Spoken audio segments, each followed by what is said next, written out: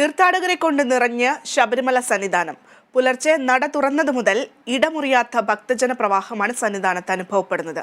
മണിക്കൂറുകൾ വരി നിന്ന ശേഷമാണ് ഭക്തർ ദർശനം നടത്തുന്നത്. അഭൂതപൂർവമായ ഭക്തജന തിരക്കാണ് ശബരിമല സന്നിധാനത്ത് അനുഭവപ്പെട്ടുകൊണ്ടിരിക്കുന്നത്. പമ്പയിൽ നിന്നും അയ്യപ്പ ദർശനത്തിനായി ശബരിമല സന്നിധാനത്തേക്ക് എത്തുന്ന ഭക്തർക്ക് മണിക്കൂറുകളോളം വരി നിൽക്കേണ്ട ഒരു സാഹചര്യം. കനത്ത ഭക്തജന തിരക്കിൽ ശബരിമല സന്നിധാനം അമർന്നിരിക്കുന്നു എന്ന കാര്യത്തിൽ ഒരു തർക്കവുമില്ല. ശരംകുത്തിയിലും മരക്കൂട്ടത്തും അപ്പാച്ചിമേടിലുമടക്കം മണിക്കൂറുകളോളമാണ് അയ്യപ്പ ഭക്തർ വരി നിൽക്കുന്നത്.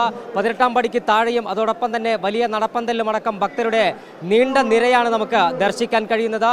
പരമാവധി ഭക്തർക്ക് 18-ാം പടി അയ്യപ്പ ദർശനം സാധ്യമാക്കുന്ന നടപടികളാണ് സുരക്ഷാ ഉദ്യോഗസ്ഥരുടെ ഭാഗത്തു നിന്നും ഉണ്ടാകുന്നത്. പമ്പയിൽ നിന്ന് 2:45 ഇന്ന് രാവിലെ 2:45 ലൈനിൽ നിൽക്കാൻ തുടങ്ങിയതാണ്.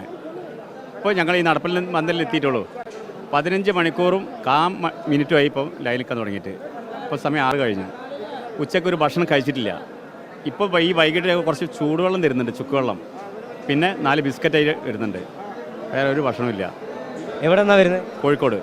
മണിക്കൂറിൽ 4000-നും 4500-നും ഇടയിൽ അയ്യപ്പ ഭക്തരെ 18-ാം പടി കയറ്റിവിട്ടുകൊണ്ട് അയ്യപ്പ ദർശനത്തിന് കയറ്റിവിട്ടുകൊണ്ടിരിക്കുന്നു. എങ്കിലും ഭക്തരുടെ വലിയ തിരക്ക്, പമ്പയിൽ നിന്നും നിരവധിയായ ഭക്തർ ഓരോ മണിക്കൂറിലും സന്നിധാനത്തേക്ക് എത്തിക്കൊണ്ടിരിക്കുന്ന കാഴ്ച.